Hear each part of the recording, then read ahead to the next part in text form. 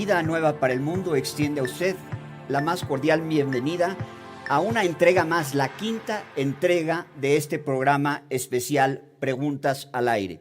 Nosotros transmitiendo desde el norte de la Ciudad de México y tenemos el privilegio, el gusto, que nos va a responder estas inquietudes el doctor Armando Alducin desde Dallas, Texas, al cual extendemos un caluroso saludo. Doctor Armando Alducin, ¿cómo está usted?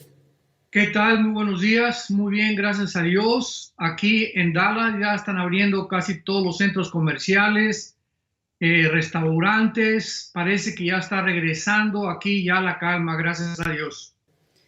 Qué bueno, nos da gusto por ustedes. Aquí en la Ciudad de México parece que todavía se nos va a extender el asunto un mes más. Por lo pronto, al 1 de junio es que se van a empezar a abrir algunas armadoras automotrices, etcétera, etcétera. Pero bueno, pues seguimos confiando en el Señor y orando para que esto pueda pasar lo más pronto posible.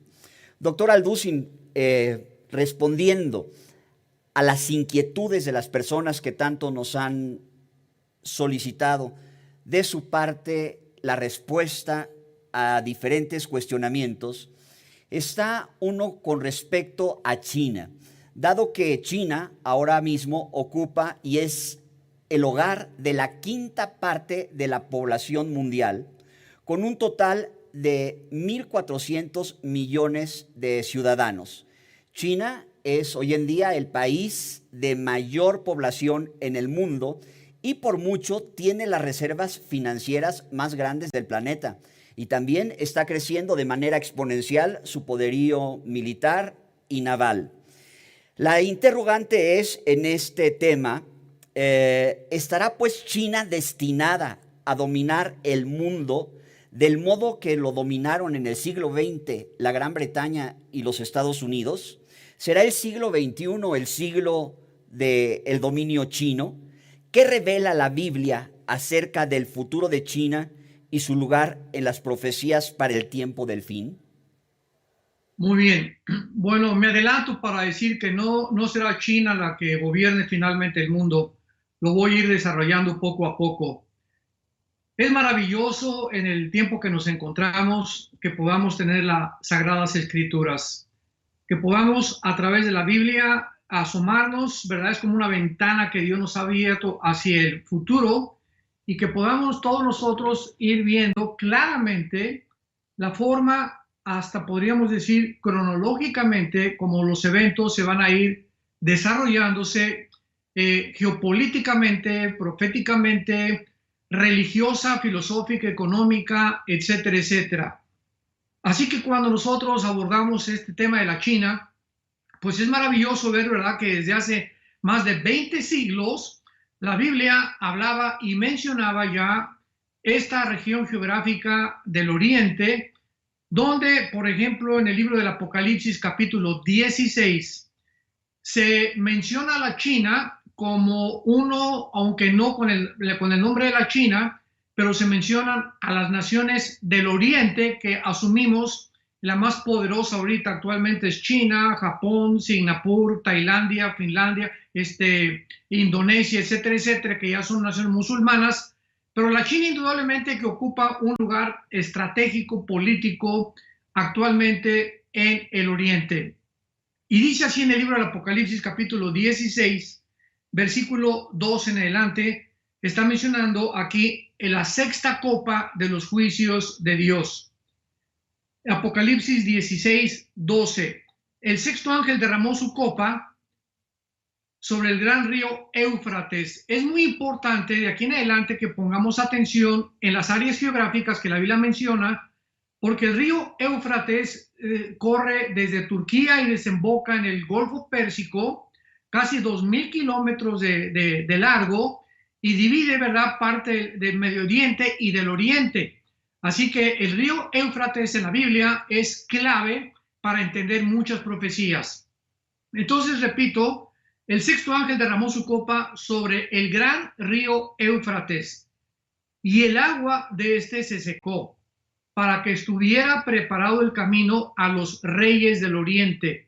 En otras palabras, la Biblia nos habla que Dios va a secar el río Éufrates, porque, repito, es lo que divide el oriente del Medio Oriente. Y para que pudieran avanzar todos los ejércitos que vienen del oriente hacia el Medio Oriente, o sea, a la ciudad de Jerusalén, a Israel, era necesario que el río Éufrates fuera secado. Esto, repito, fue previsto hace 20 siglos y ahora entendemos claramente, para que esas profecías se cumplan, que el río Éufrates necesita ser secado. Y a continuación dice el versículo 13, y vi salir de la boca del dragón y de la boca de la bestia y de la boca del falso profeta 3 espíritus inmundos a manera de ranas, pues son espíritus de demonios que hacen señales y van a los reyes de la tierra en todo el mundo para reunirlos a la batalla de aquel gran día del Dios Todopoderoso. Versículo 16, y los reunió en el lugar que en hebreo se llama Armagedón, que en el hebreo la palabra Armagedón significa el monte de la matanza. Muy bien, aquí la Biblia nos está profetizando hace 20 siglos, 2000 años, un poquito más de 20 siglos, de que llegaría el momento en el que los reyes del oriente, y vuelvo a repetir, los tiene que encabezar China forzosamente, y lo vamos a comprobar a continuación, van a atravesar el río Éufrates para llegar hasta Israel. Vamos también a ver qué interesante es esto, porque nos preguntamos, ¿qué tiene que hacer la China tratando de avanzar hacia Israel con un ejército que lo vamos a ver ahorita de casi 200 millones de soldados? Y podemos decir que desde la Segunda Guerra Mundial todos los ejércitos no sumaron ni siquiera 50 millones. Entonces vemos en el capítulo 9 del Apocalipsis, para ir confirmando que es la China, versículo 13 en adelante, en la sexta trompeta, Apocalipsis 9, versículo 13 en adelante, el sexto ángel tocó la trompeta, oí una gran voz entre los 4 cuernos del altar de oro que estaba delante de Dios, diciendo al ángel que tenía la trompeta, desata a los 4 ángeles que están atados junto al gran río Éufrates. O sea, el río Éufrates no solamente es el inicio de la civilización, porque ahí se encontraba muy cerca el río, el huerto del Edén, perdón. La Biblia nos habla en el capítulo 2 del Génesis que el río Éufrates era uno de los ríos que corrían por el Edén. Así que el río Éufrates también divide el oriente del Medio Oriente, de esta zona geográfica donde la mayor parte de las profecías bíblicas se van a cumplir precisamente en los tiempos que estamos viviendo. Entonces, aparte de que el río Éufrates es una frontera o un divisor entre el Oriente y el Medio Oriente, en el río Éufrates se encuentran atados 4 ángeles preparados, versículo 15, para la hora, el día, el mes, el año, a fin de matar a la tercera parte de los hombres, y el número de los ejércitos de los jinetes era 200 millones. Dice Juan, yo oí su número. Es importante que nosotros a través de la historia podamos ir recopilando toda esta información, porque insisto, hasta la Segunda Guerra Mundial se juntó un ejército de ambas naciones, o de tanto del occidente como del oriente, de aproximadamente 50 millones. ¿Quién es actualmente la única nación en el mundo que puede juntar 200 millones de soldados? No hay ninguna nación en el mundo en el siglo XX en que nos encontramos que pueda realmente juntar 200 millones de soldados más que la China. Entonces vemos que la China ha ido desarrollándose, desenvolviéndose en los últimos, podríamos decir, 20, 25 años, como una de las naciones que han sorprendido al mundo en el siglo XXI por su increíble desarrollo político, militar, industrial, y otras naciones del Asia que están al oriente del río Éufrates, que habían estado dormidas por siglos también, actualmente también están comenzando a despertar. Vemos la gran riqueza impresionante de Singapur, vemos que Japón está interponiéndose en los planes de Corea del Norte, porque pues ahí entre Corea del Norte y el mar que está entre Indonesia, Filipinas y Japón, China quiere controlar ahorita todas esas islas y Japón es un estorbo ahorita para China, por lo cual Corea del Norte está lanzando misiles arriba de Japón, cayendo en el mar, provocando a Japón, etcétera, etcétera, para que pueda realmente ya China consolidarse como una potencia en el Oriente, sobre todas las demás naciones a su alrededor, y esto es precisamente lo que va a suceder de acuerdo a las profecías bíblicas. Ahora, muy bien, nosotros podemos continuar desarrollando y dándonos cuenta que la Biblia profetiza claramente que el mundo se va a dividir en 4 áreas o en 4 componentes antes de la venida de Jesucristo: al norte, al sur, al oriente y al occidente. En el norte tenemos en la Biblia a Rusia, a Turquía, a Irán y a Siria. Este conglomerado de naciones van a formar parte de la Confederación Bíblica del Norte. En el sur va a estar las naciones islámicas de Egipto, Libia, Sudán, Etiopía, etcétera, etcétera. Al occidente, o sea, en el área donde nos encontramos ya nosotros, vamos a tener a Europa, que el anticristo va a surgir de una de las naciones que formaron antiguamente el Imperio Romano, y el Medio Oriente, porque va a haber naciones del Medio Oriente, no del Oriente, acordémonos, el Oriente es ya de Irak, de Irán, hacia la derecha, que ya son las naciones de China, Japón, Tailandia, etcétera, etcétera, Indonesia, etcétera, etcétera. Entonces, del Medio Oriente es importante separarlo del Medio Oriente. Y al oriente, pues tenemos las naciones al oriente del río Éufrates, que acabamos de mencionar, que tratarán de invadir el Medio Oriente cuando sea la batalla del Armagedón. Ahora, muy bien, es importante también que nosotros recordemos que ha sucedido un conflicto y veamos cómo va avanzando todo esto, cómo las profecías se van acomodando mientras más avanzamos en el siglo XX hacia un mundo donde las profecías bíblicas, insisto, hace 2500 años, los profetas hebreos delinearon claramente las naciones que iban a conformar la última etapa de los gobiernos mundiales, y entre ellas se encuentra la China, de lo cual estamos hablando. Ahora, muy bien, hace algunos años la China creció de una forma impresionante en su economía. Recordamos que todavía hace 5 o 6 años tú comprabas chanclas, guaraches, relojes, camisas y todo decía Made in China, hecho en la China. Gorras, cachuchas, trajes de baño. Bueno, impresionante cómo el mercado chino invadió el mercado norteamericano. Llega el presidente o la administración del presidente Donald Trump y él comienza a darse cuenta que si China continuaba ocupando el primer lugar como vendedor, infiltrando los mercados norteamericanos, pues en cualquier momento China iba a controlar económicamente Estados Unidos. Y recordamos que hace muchos años el que fundó la banca suiza, el señor Rothschild, dijo esta frase: el que controle la economía controlará el mundo en el futuro. Entonces la administración Trump se dio cuenta que China estaba avanzando hacia los Estados Unidos de una forma impresionante, al grado que casi California, todos los bienes y raíces de California, comenzaron a ser comprados, los bienes y raíces, terrenos, edificios, por chinos y por japoneses.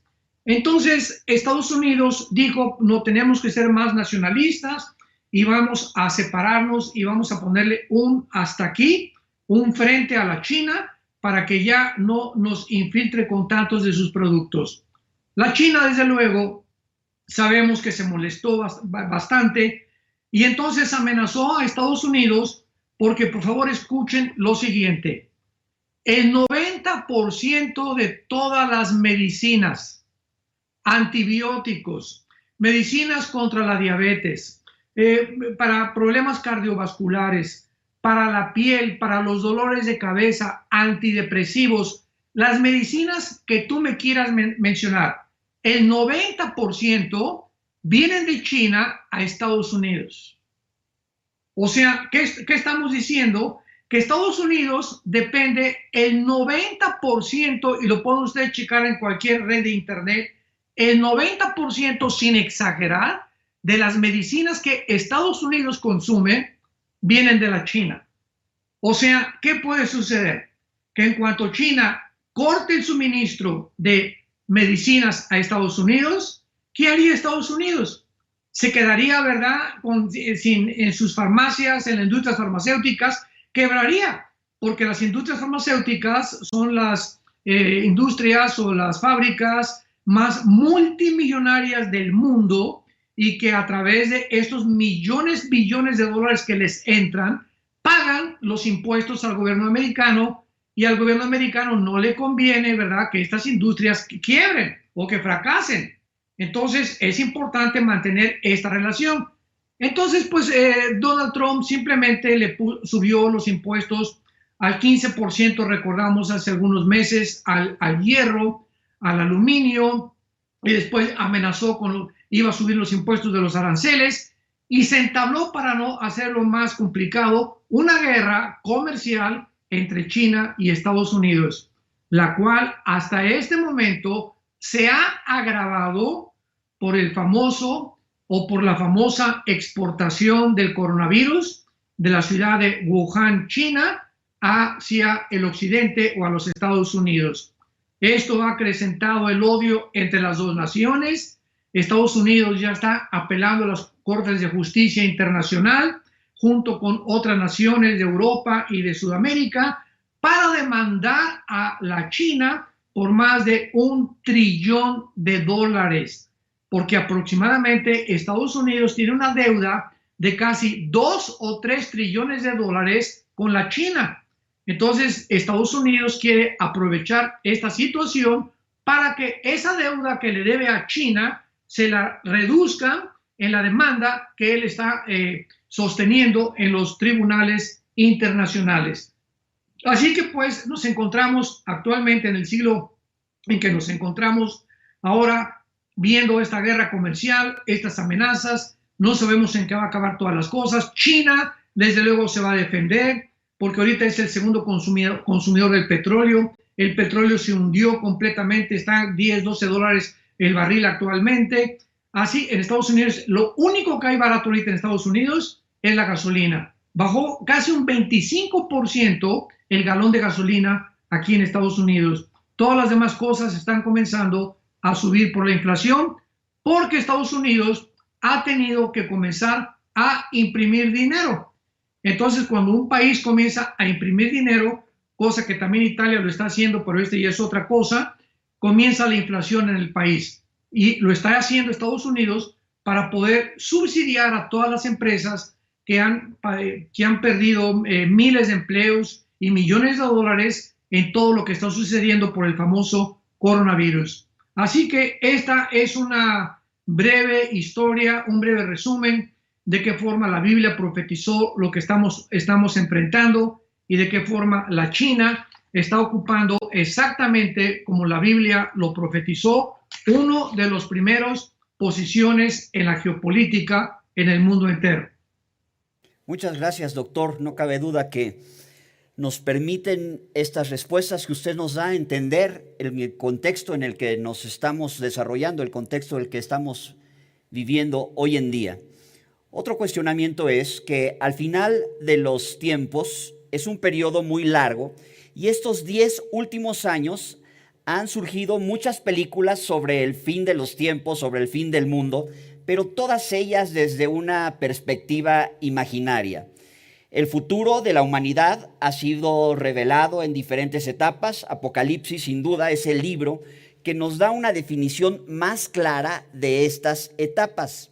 ¿Se puede considerar la crisis económica mundial como un indicador de este periodo del fin del mundo? Desde la perspectiva de la escatología, las crisis se ven necesarias para entrar en un nuevo mundo, en un nuevo orden mundial.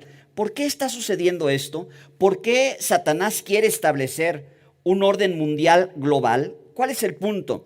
¿De qué forma profetiza la Biblia el último gobierno mundial y una sola moneda para el fin de los tiempos? Muy bien, muy buena pregunta, muy interesante. Y pues gracias a Dios que todas estas preguntas están íntimamente relacionadas con los acontecimientos mundiales.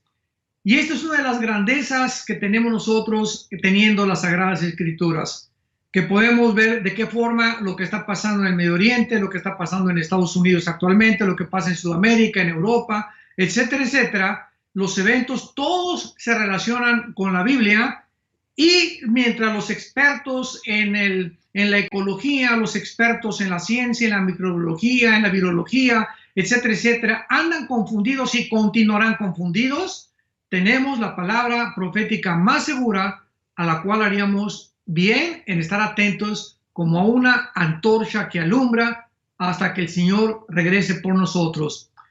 No cabe duda que en el siglo XX surgieron varias ideologías para lograr gobiernos más efectivos política, social y militarmente.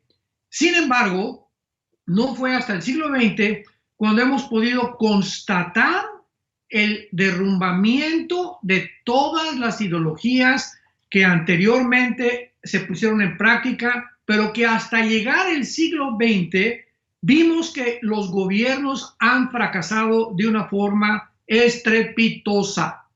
Por ejemplo, termina la Primera Guerra Mundial en 1918, de 1914 a 1918, 4 años de la Primera Guerra Mundial, y en el siglo XIX se habían reunido ya dos, podríamos llamarles filósofos, llamados Carlos Marx y Federico Engels, y comenzaron entre los dos a aportar sus ideas en el libro del capitalismo y el manifiesto comunista.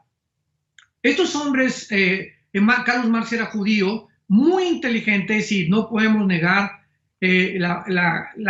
ahora sí que la amplitud de su pensamiento y cómo desarrollaron este sistema de ideología que se llamó el comunismo y que más tarde cambió el nombre al socialismo. Y ahora pues ya es un socialismo capitalista, o sea, no me quiero adelantar. Entonces Carlos Marx y Engels desarrollan el famoso capitalismo y el manifiesto comunista a través de su libro, y hasta 1917, o sea, se murieron y quedó ahí la teoría, ahí estaban los libros de cómo podrían un gobierno realmente triunfar repartiendo las riquezas de una forma igualitaria. Ese era el principal objetivo o el enfoque del comunismo marxista y de Engels. Entonces llega en Rusia al poder un hombre llamado Lenin, Nikolai Lenin, gracias a que el último zar, Nicolás II, fue el último, ahora sí que fue una serie de zares durante el siglo XIX, XVIII, XIX y principios del XX, que oprimieron tanto a la gente, los zares en Rusia, que la gente estaba cansada completamente de esta opresión y buscaban ya la libertad, se sentían ahogados de que el gobierno no se fijara en ellos y tenía una vida, los zares, impresionantemente de lujos. Entonces, gracias a esto, pues surge Lenin, puede vislumbrar que la teoría de Marx se puede aplicar ahora a Rusia, y entonces matan al zar Nicolás II, a su esposa y a todos sus hijos, y se acaba la época de los zares, y se inicia por primera vez en toda la historia, en el siglo XX, a tratar de llevar a la práctica la famosa ideología del comunismo por Lenin en la Rusia. Viene la revolución bolchevique en 1917, se muere Lenin, después sigue José Stalin, llegamos a la Segunda Guerra Mundial, donde Rusia detiene la propagación del comunismo en el mundo, porque se une con Inglaterra, con Canadá y con Estados Unidos para luchar contra los nazis y los fascistas de Mussolini y los japoneses, y termina la Segunda Guerra Mundial.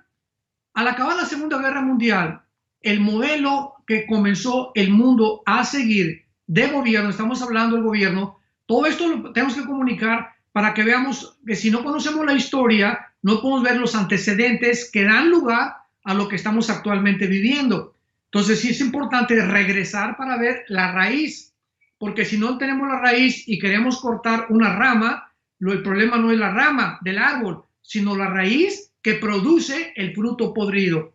Entonces tenemos siempre que regresar a la raíz si queremos tratar de analizar la historia y qué es lo que está pasando. Muy bien. Termina la Segunda Guerra Mundial y Estados Unidos gana la guerra con Canadá, Inglaterra y Rusia. Rusia se retira de Europa porque avanzó hacia Berlín con los ingleses en la invasión de Normandía en Francia y con Canadá y Estados Unidos, y fue la forma como llegaron por un lado del este de Rusia, por el otro lado los ingleses y Estados Unidos a Berlín, rodearon a Hitler. Hitler sabemos que se pegó un tiro con su esposa Eva Braun, y entonces el mundo enfrenta un nuevo modelo de ideología para gobernar llamado el capitalismo. Muy bien, el capitalismo comenzó entonces a gobernar o a expandirse por el mundo entero y casi todas las naciones estuvieron de acuerdo en seguir el modelo de Estados Unidos porque funcionó durante bastante tiempo y esta forma de gobernar triunfó porque tenía la ventaja de que le daba completa libertad a los empresarios, libertad también a la ciudadanía, libertad de expresión, etcétera, etcétera. Entonces, al entrar al siglo que nos encontramos, al siglo XXI, descubrimos que el capitalismo fracasó también. O sea, como decía Winston Churchill, dentro de los sistemas que más o menos ideológicamente funcionan para gobernar, es el capitalismo, pero no es el perfecto. O sea, no hay ningún sistema de gobierno, llámese comunismo, llámese socialismo, llámese capitalismo, monarquía, etcétera, etcétera, que pueda funcionar mientras el ser humano se encuentre detrás. Porque el problema no es tanto el gobierno ni la ideología, sino el ser humano con las imperfecciones que tenemos todavía los seres humanos. No tenemos una visión completa de cómo es el mundo ni cómo puede funcionar el mundo, y es lógico que también tuviera que caer el capitalismo. Otros más progresistas liberales se inclinaron más hacia un control de gobierno en asuntos sociales y económicos después de que ahora la democracia ha comenzado a caer. Vemos nosotros que ahora cuando hablamos de democracia estamos hablando del origen etimológico de la palabra democracia. Demos, kratos, demos, pueblo, kratos, gobierno, en el griego, que significa democracia, el gobierno del pueblo. O sea, en una democracia el pueblo tiene participación mediante su votación para poder elegir y para poder de alguna forma influir en el gobierno para las leyes. Cuando entramos a una república, en México, por ejemplo, somos una república, está gobernada por la democracia supuestamente, pero hay una Cámara de Senadores, Diputados, que finalmente el pueblo vota, y nos damos cuenta que pues es muy pocas veces cuando se le hace caso al pueblo. Los que deciden finalmente las leyes y el rumbo del país ya no es el pueblo, sino la Cámara de Senadores, aunado con la Cámara de Diputados. México y muchos países de Sudamérica y también en Europa.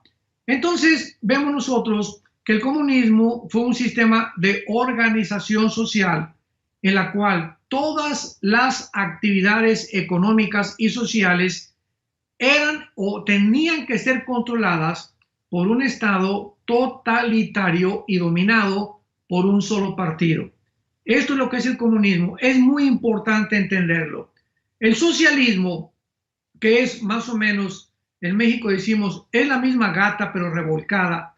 O sea, casi es el comunismo pero con otro disfraz. Es una teoría o un sistema de una organización social que apoya la repartición de las propiedades, el control de los medios de producción y distribución del capital, las tierras, en otras palabras, es la comunidad de un todo o todo.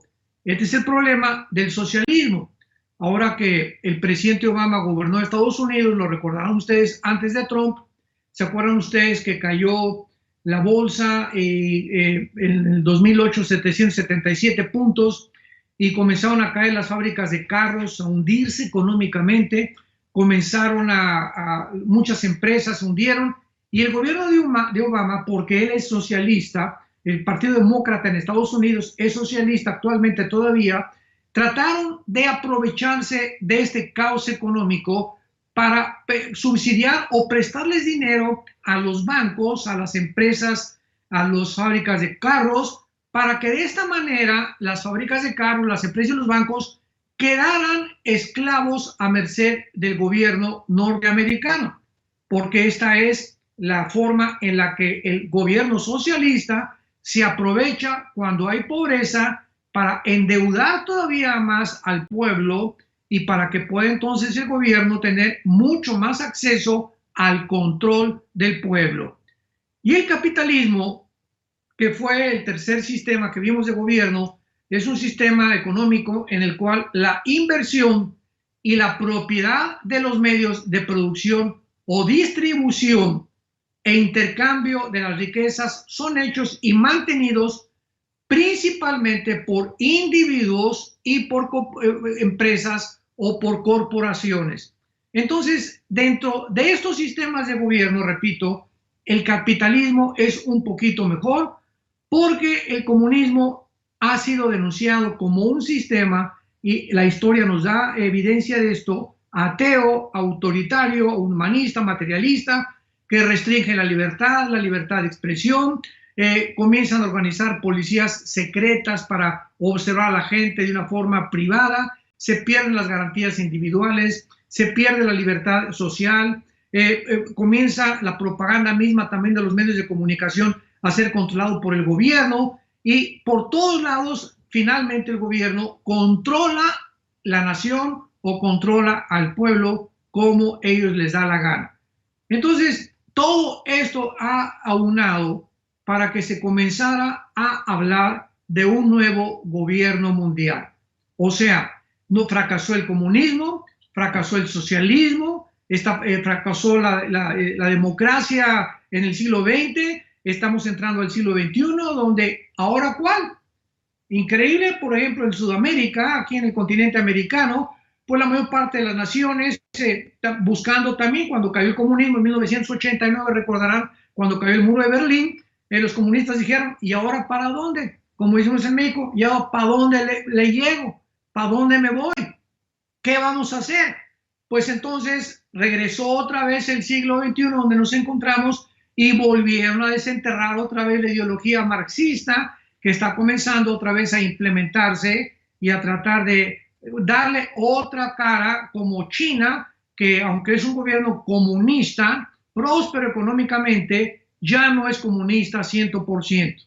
Es ahora comunista capitalista. Háganme el favor. O sea, ya nos damos cuenta que no hay partido, no hay ideología, todo es un revoltijo, es una ensalada del Che, lo que el mundo ha hecho al llegar al siglo XXI, y pues estamos completamente perdidos en todas estas situaciones. Y ahora se habla pues del nuevo orden mundial, donde la Biblia profetizó hace 2000 años que ni el comunismo, ni el socialismo, ni el marxismo, ni las monarquías iban a gobernar el mundo antes que Cristo regresara, sino que se iban a unir 5 naciones de Europa con 5 naciones del Medio Oriente, se iban a unir, y estas 10 naciones, 5 del Medio Oriente y 5 de Europa, tenían que haber formado parte del antiguo Imperio Romano.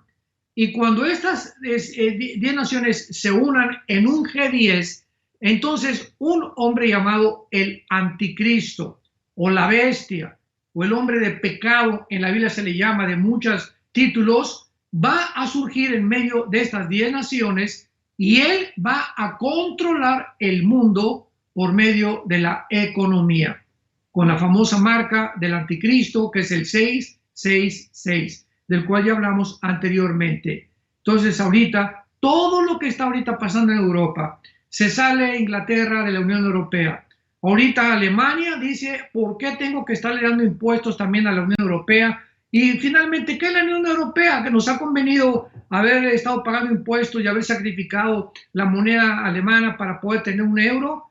Entonces hay una crisis ahorita en Europa económica que está suscitando y preparando el caldo de cultivo para que Europa llegue al punto donde actualmente lo podemos ver, que es un caos total, donde ya el Banco Central Europeo, el Fondo Monetario Internacional, no tiene dinero para subsidiar ya a Italia, a Grecia, a España y a Portugal, que son las 4 naciones que están hundidas económicamente. Italia está tratando ahorita de fabricar dinero, porque Alemania ya no le puede prestar, el Banco Central Europeo no le puede prestar, el Fondo Monetario no le puede prestar. Entonces viene una inflación en varios países, que es la única manera de salir a flote imprimiendo más billetes, lo cual va a ocasionar, repito, una inflación desproporcionada que acaba a la larga de ser peor la medicina, el remedio, que la enfermedad. Entonces, el mundo está, damas y caballeros que nos escuchan, familia de Dios, nos encontramos en el punto en que la Biblia profetizó hace 2000 años para que todo esto acontezca, y está aconteciendo como lo estamos viendo y cómo se ha ido desarrollando a través de los años, sobre todo los últimos siglos, 2 siglos, para que nos demos cuenta que la Biblia es la palabra de Dios, que no tenemos por qué tener miedo, no tenemos por qué temer. Jesús dijo, he aquí os lo digo antes, para que antes que suceda, se acuerden que yo se los mencioné. Doctor, muchísimas gracias. Pues dentro de este contexto, un protagonista ineludible es el pueblo de Israel, que como lo conocemos hoy en día inicia en 1948 con su declaración de independencia.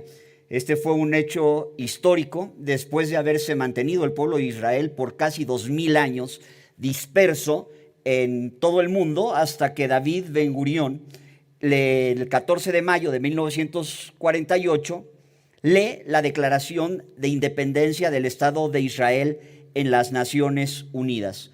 Algunos teólogos afirman que Israel es el reloj profético de Dios. ¿Por qué el regreso de Israel en 1948 a su tierra marcó la cuenta regresiva de las profecías de los últimos tiempos?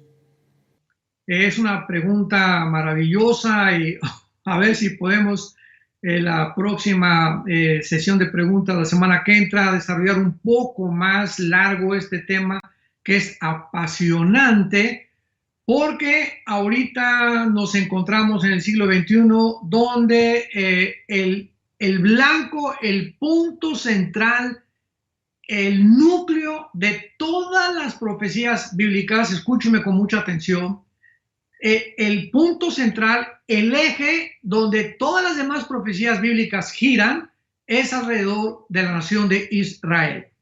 Entonces es importante, ¿verdad?, que podamos desarrollar esto con mucho más calma. Vamos a dar algún resumen ahorita, pero ¿por qué Dios escogió a Israel en primer lugar? Y esto lo tenemos que contestar después, tal vez la semana que entra. Y hay un propósito de sabiduría detrás de todo lo que Dios hace, porque nada de lo que Dios hace carece de propósito. Tiene un propósito todo lo que Dios hace, porque Dios es un Dios sabio, es un Dios que está al control del universo, al control del cosmos, al control de la misma historia. Entonces, en Mateo capítulo 24, Jesucristo, después de haber hecho las profecías, cuando contestó a la pregunta de los discípulos, preguntas plural, ¿qué señal habrá de tu venida, del fin del siglo, etcétera, etcétera? Recordamos que dijo, vendrán guerras, rumores de guerras, nación contra nación, que eso cumplió en 1914 con la Primera Guerra Mundial, pestes, terremotos, que es lo que estamos viendo actualmente, una ruina total de la ecología que estamos actualmente atravesando, etcétera, etcétera. Pero al acabar todas estas señales, Jesucristo contó una parábola muy interesante que dice así en Mateo 24, versículo 32. Con esto Cristo culmina las señales más importantes que los discípulos le querían preguntar. De la higuera aprendan la parábola. Cuando ya su rama está tierna y brotan las hojas, saben que el verano está cerca.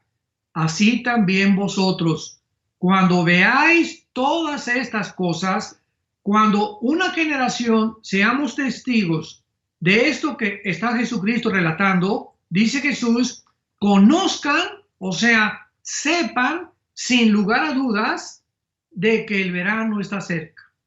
Así también ustedes, cuando vean todas estas cosas, conozcan que está cerca las puertas. De cierto les digo que no pasará otra generación o esta generación hasta que esto todo completamente, lo que les acabo de decir, llegue a suceder o acontezca. La higuera en la Biblia es la nación de Israel. Cuando el 14 de mayo de 1948, después de cerca de 2000 años, el mundo, ahorita el mundo del siglo XXI, toda la generación que nació en los 40, 50, que tiene ahorita 75, 80 años más o menos de edad, recuerdan, ¿verdad?, vagamente lo que sucedió, la nueva generación de los milenistas actualmente, pero no se acuerdan ni siquiera de la Segunda Guerra Mundial, ni cómo fue la Segunda Guerra Mundial, ni la Primera Guerra Mundial, y por eso cometemos los errores, porque la historia nos enseña que no aprendemos de la historia. Las lecciones que una parte de la historia nos enseñaron, viene otra generación y todas estas lecciones se olvidan porque la nueva generación quiere participar de otras experiencias sin darse cuenta que la historia nos va a respaldar para no cometer los mismos errores. Entonces, después de casi 2000 años, vemos nosotros que el mundo entero se quedó estupefacto, asombrado, cuando Israel fue dispersada en el año 70 después de Cristo hasta 1948, regresa a su tierra gracias a que después de la Segunda Guerra Mundial, los nazis fueron descubiertos con sus crímenes, con su crueldad, más de 6 millones, casi 7 millones de judíos mataron y otras nacionalidades también, queriendo crear la raza del Partido Nacional Socialista, la raza aria, etcétera, etcétera. Israel se renace o resurge de la historia nacionalmente como un Estado soberano, libre e independiente.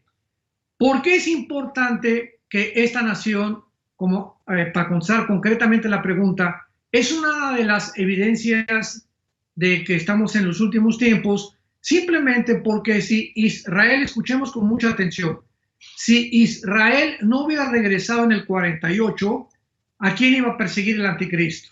Pregunta número 1. Pregunta número 2. Si Israel no hubiera regresado, entonces, ¿cómo podía la Biblia profetizar que iban a reconstruir el tercer templo? Pregunta número 3. Si Israel no hubiera profetizado, ¿a quién iba Dios a sellar en Apocalipsis 7, que menciona 144,000, que cuando la iglesia salga de este mundo, 144,000 judíos se van a encargar de predicar este evangelio en el fin del mundo y entonces llegar al fin? O sea, la evangelización final de la historia les va a corresponder a los 144,000 judíos, no a la iglesia. La iglesia ahorita parece que ha fracasado en el evangelismo. Sabemos que ya tenemos años donde ya casi no hay cruzadas evangelísticas y donde ya no se predica el arrepentimiento, no se predica ya sobre el pecado, etcétera, etcétera. Entonces, Dios va a volverse a Israel otra vez para cumplir la semana 70, que es otro tema, y los judíos van a predicar antes de que Jesucristo regrese. Cuando Israel regresa en el 48, resurge nacionalmente y Dios comienza a enviarnos un mensaje a nosotros, la iglesia. En otras palabras, por casi 2000 años, Dios levantó a la iglesia, que somos el cuerpo de Cristo, para sustituir a Israel, porque Israel rechazó al Mesías. Entonces, Dios se concentró en nosotros, en la iglesia, y casi en todos estos 2000 años de historia, Dios ha puesto sus ojos sobre la iglesia y parecería que ya Israel salió completamente fuera del plano de Dios, pero no es así. En el 48, cuando regresan los judíos, es como si Dios nos ha visto durante casi 2000 años y de repente hace una pausa Dios y se voltea otra vez después de casi 1500 años hacia los judíos y les permite regresar a Israel para recordarnos a los cristianos, Romanos capítulo 11, que no nos endurezcamos, que no nos ensoberbezcamos, creyendo que ahora ya Dios es el que tomó la iglesia, Israel ya Dios acabó con él, ya no tiene nada que ver con ellos, y eso es muy peligroso, se llama la teología del reemplazo, que es una herejía. Romanos 9, 10 y 11 nos habla que Dios no ha terminado con Israel. Entonces, Dios se voltea con Israel y ahora nos anuncia a nosotros que va a terminar con Israel cuando la iglesia desaparezca de este mundo. Así que es maravillosa la forma como Dios ha trabajado últimamente con Israel y de qué forma nos ha mostrado que verdaderamente a Israel, tal vez la semana que entra vamos a continuar profundizando las guerras de Israel y la relación que tienen con el mundo que estamos viviendo para comprobar una vez más que la palabra de Dios es viva y eficaz, más cortante que toda espada de dos filos y penetra hasta partir el alma y el espíritu, las coyunturas y los huesos. Y si tú eres una persona que nos estás viendo y que tal vez no has tenido la oportunidad de poder darte cuenta, concientizarte que la vida está en un hilo en todos nosotros, en cualquier momento ese hilo se revienta, en cualquier momento Dios te llama al cielo, o si te mueres sin Cristo te condenas eternamente en el infierno. Tú tienes que considerar esto, tú que nos estás escuchando, y arrepentirte de tus pecados. Yo te pido en este momento que tú te arrepientas de tu vida, que le pidas perdón a Dios, que te des cuenta que sí hay una palabra, que sí hay una forma de poder vivir seguro, con esperanza, con tranquilidad, y que podemos finalmente permanecer en esta esperanza hasta el fin a la que todos hemos sido llamados. Si tú quieres en este momento arrepentirte de tus pecados y creer que en esa cruz Cristo pagó por ellos, por tus pecados y por mis pecados, y que tú tienes ahorita que arrepentirte y creer en Él, en lo que Él hizo en la cruz, Él va a entrar a tu vida como tu Señor y como tu Salvador. Simplemente ahí desde donde tú estás, en cualquier lugar en que tú te encuentres, cierra tus ojos y dile: Padre, te pido perdón por mis pecados. Me arrepiento sinceramente de mi vida. Te pido que entres a mi corazón como mi Señor y mi Salvador. Creo que en la cruz pagaste con tu sangre por ellos, y como creo que vives, porque a los 3 días, una vez que fuiste enterrado, fuiste resucitado, y ahora puedes tú entrar a mi vida como mi Señor y mi Salvador. Recibo la vida eterna que tú me regalas por tu gracia, y te pido, Señor, que de aquí a el día en que tú me llames, o cuando yo muera, pueda morir en paz, sabiendo que tú fuiste el que diste tu vida por mí en la cruz, el que has hecho y harás en mi vida todas las cosas que yo nunca pude hacer. En el nombre de Jesús. Amén. Muchas gracias. Nos vemos la semana que entra. Doctor Alducin, muchísimas gracias. Ya tomamos nota de las cuestiones que quedan pendientes con respecto a la nación de Israel, y si Dios quiere, nos vemos la semana que entra. Muchísimas. Y es tiempo de velar en oración. Es tiempo de reflexionar profundamente acerca de nuestra vida y de poder pensar qué es lo que Dios quiere para nosotros. Todos ustedes los que traigan su Biblia, y eso es lo bueno de traer la Biblia el domingo, la vamos a abrir en 3 pasajes, porque a continuación voy a desarrollar el inicio de una nueva serie titulada El desafío de la fe. El desafío de la fe. Romanos 5:3, Santiago 1 y Primera de Pedro capítulo 1. Son 3 versículos muy importantes que vamos a desarrollar para poder tener un fundamento teológico acerca de esta conferencia y las que a continuación vamos a llevar a cabo, y que puedan ustedes entender las razones de por qué sufrimos, por qué existe la maldad, por qué hay tanta desgracia en el mundo, por qué, si Dios es todopoderoso, no termina de una vez por todas con el mal, con el terrorismo, con los abortos, con los cánceres, etcétera, etcétera. ¿Por qué hago todos estos cuestionamientos? porque hace menos de una semana murió un grande astrofísico inglés llamado Stephen Hawking. Fue educado en la Universidad de Cambridge, casado 2 veces con más de 3 hijos. La primera esposa fue cristiana, abandonó a la primera esposa para casarse con la segunda, que era su enfermera.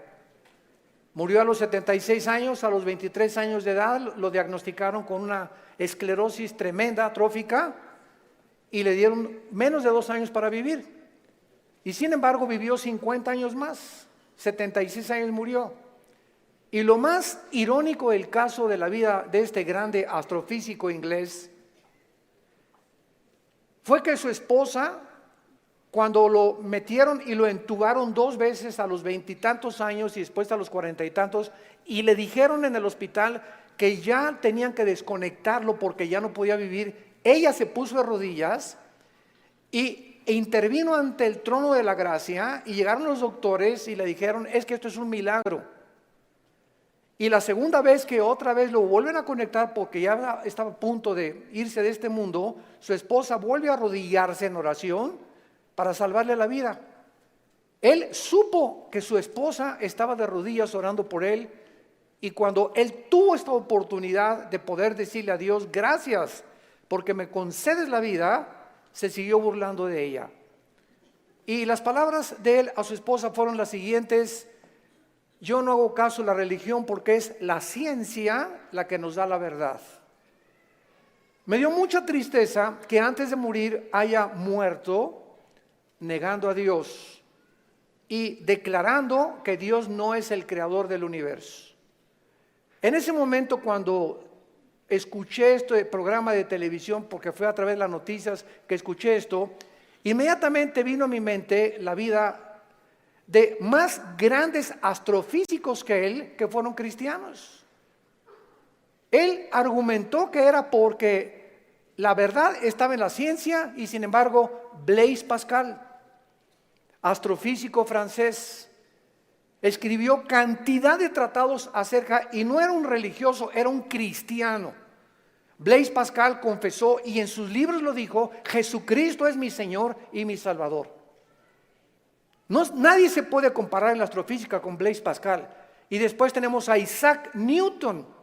¡Qué tremendo! Isaac Newton, que comienza a postular las leyes de la famosa gravitación, cristiano de los pies a la cabeza, y muere alabando a Dios y dándole gracias a Dios por la muerte de Cristo.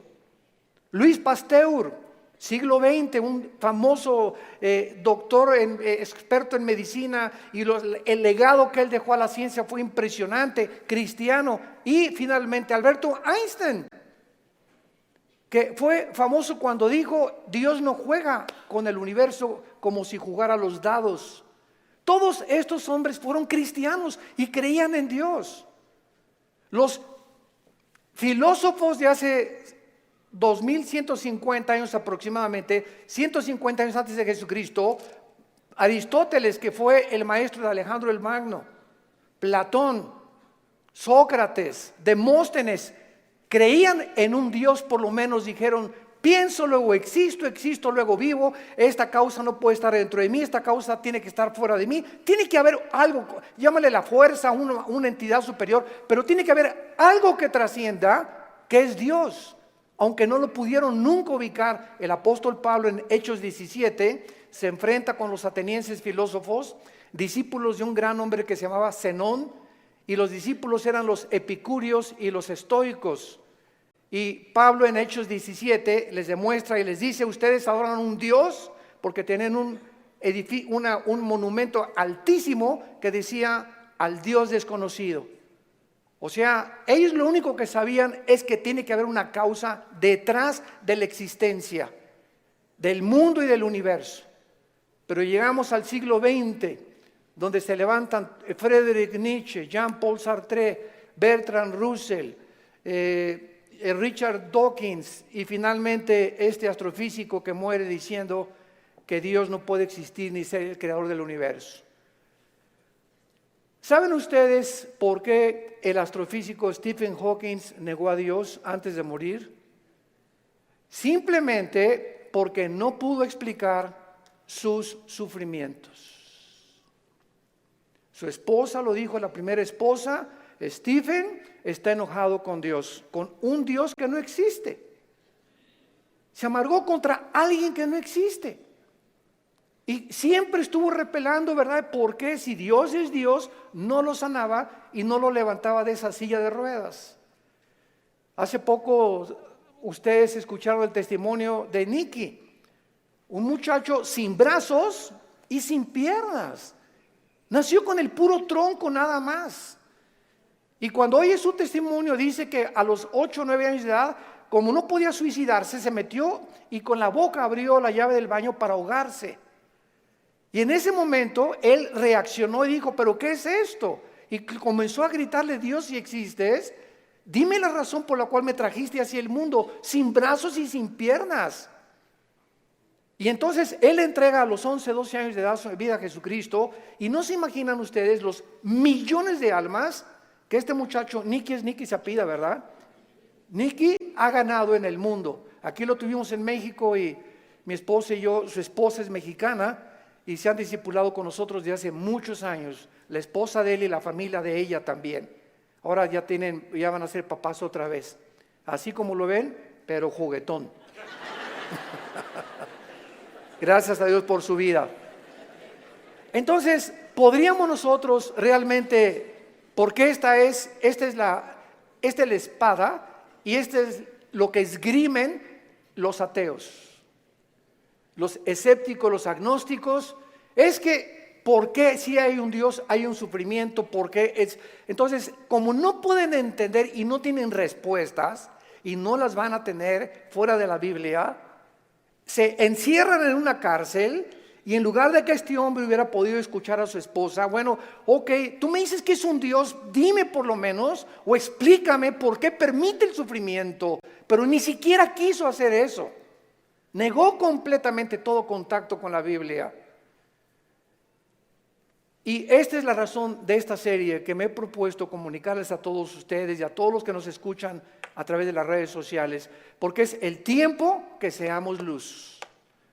El mundo está pidiendo respuesta a los políticos, astrofísicos, ateos, agnósticos, escépticos, etcétera, etcétera. Las universidades en Latinoamérica están llenas de ateos, infectando las mentes de nuestros hijos, incitándolos a una revolución, incitándolos a la violencia, porque ellos creen que a través de esta violencia y de este idealismo pueden ellos hacer un cambio en México social, o en Veracruz, o en cualquier otra nación. ¿Por qué? Porque hay un idealismo en la juventud que no tiene respuestas y nosotros somos la luz del mundo. Ya es hora que brillemos, ya es hora que levantemos la lámpara. Todos los 70s, 80s y 90s del siglo XX persiguieron a la Biblia, persiguieron al cristianismo, persiguieron a los pastores en Latinoamérica. Yo recuerdo cuando fui a la universidad a la conferencia en la Facultad de Filosofía y Letras, cómo querían burlarse todos. Ay, ya llegó el padrecito, así me decían, ya llegó el padrecito. A ver de qué nos va a hablar el padrecito, porque como ellos no tienen respuestas, creen que nosotros tampoco las tenemos. Y cuando nos enfrentamos a auditorios y les demostramos que hay más evidencias científicas en la creación bíblica que en la famosa teoría de la evolución. Cuando alguien te diga y tú le preguntes, bueno, ¿cuál es tu punto de vista o tu perspectiva de cómo te imaginas que creó el universo? ¿Qué te van a contestar? Pues por ahí anda una enseñanza, una ideología que se llama el Big Bang o la grande explosión traducida. ¿Y qué significa esto? Que pues los físicos y se imaginan, porque no se puede probar científicamente, que pues comenzó con una explosión en el universo. Y entonces de esa explosión se formó todo lo que nosotros vemos. Cuando las propias leyes de la física, la primera y la segunda ley de la termodinámica, contradicen el Big Bang. Virgen del Socorro. Me atrevo a decir esto. La misma física que dice la primera ley de la termodinámica, nada se crea ni se destruye, la segunda ley, todo tiende al desorden, a la oxidación, a la destrucción, a la corrupción. Nunca del desorden se ha formado el orden por el amor de Dios. Entonces, ¿cómo podemos estar defendiendo una teoría que la aceptamos ciegamente? Porque mi maestro me la enseñó. Porque tu maestro no tiene ninguna otra explicación. Y como dijo Don Teofilito, como decimos aquí en México, ni la tendrán si no vienen a la Biblia. Porque por medio de la ciencia y por medio de la intelectualidad, que es limitada, el ser humano no puede traspasar y trascender la dimensión espiritual, la dimensión del mundo invisible. Entonces el intelecto choca contra las cosas que no entiende y al llegar ahí se vuelven locos. Entonces no puede el ser humano comprender la inmensidad del universo que nos rodea, ni los caminos ni los pensamientos de Dios, porque son más altos que los nuestros. Dios tuvo que bajar hace 2000 años en la persona de Jesús para Él comunicarnos y revelarnos los secretos que se encuentran detrás de su universo, de su soberanía, de la tierra, de dónde venimos, los animales, la genética y la ciencia que continúan como demostrando y comprobando simplemente que la Biblia tenía la razón. Y es hora de hablar, y es hora de tener una confrontación directa. Porque el mundo se está hundiendo en la confusión teológica, en la confusión ideológica. Los gobiernos los invitamos al próximo desayuno en junio, ya les dieron su volante titulado El fracaso de los gobiernos humanos. Otra vez, ¿verdad? Vamos a examinar todos los gobiernos, nazismo, fascismo, monarquías, democracias, etcétera, etcétera. ¿Por qué ninguno ha funcionado? ¿Por qué siguen peleándose? ¿Por qué ahorita ya los partidos políticos en todas partes del mundo, ya sus convicciones, los estatutos en los que formaron sus partidos están deshaciéndose y contagiándose con el otro? Es como si nosotros dijéramos, soy cristiano, pero me voy a juntar con los mormones y con los musulmanes. Cuando los principios de los musulmanes, los principios de los mormones y el cristianismo se contradicen unos a otros. Entonces, ¿creo realmente que mis convicciones son reales y es la verdad? ¿O necesito otras ideologías porque no estoy seguro de lo que yo creo? Es una tristeza, se están derrumbando ante nuestros ojos todas las ideologías y todas las filosofías del mundo. Los sistemas de pensamiento están confundidísimos como jamás lo habían estado. Gubernamentalmente, teológicamente, filosóficamente, económicamente, es una confusión en el mundo tremenda. Es el estrés por el cual vive la gente. Es una incertidumbre de dónde está la verdad, dónde está la luz, quién tiene la verdad. Tú dices que en aquella religión, tú dices que en aquella religión. Discúlpame, en ninguna religión en la persona de Jesucristo. Porque tú puedes tener X religión sin tener la verdad ni tener al Hijo de Dios en tu vida. Él fue el que vino y nos dijo: no los católicos, no los evangélicos, no los nazarenos, no los mormones. Jesús dijo: yo soy la verdad. Y cuando Él entra a tu vida, se te caen las vendas. Y de alguna forma el entendimiento se nos comienza a expandir. Y solo Dios, el Espíritu Santo, puede hacer que nuestra mente se abra para que cuando vengamos a la Biblia podamos entender, porque la Biblia, el autor es el Espíritu Santo. Necesito al Espíritu Santo morando en mí para comprender los pensamientos de Dios. Ven a la Biblia sin el Espíritu Santo y vas a chocar contra los pensamientos de Dios. Porque el hombre natural no entiende las cosas del Espíritu, porque para él son locura.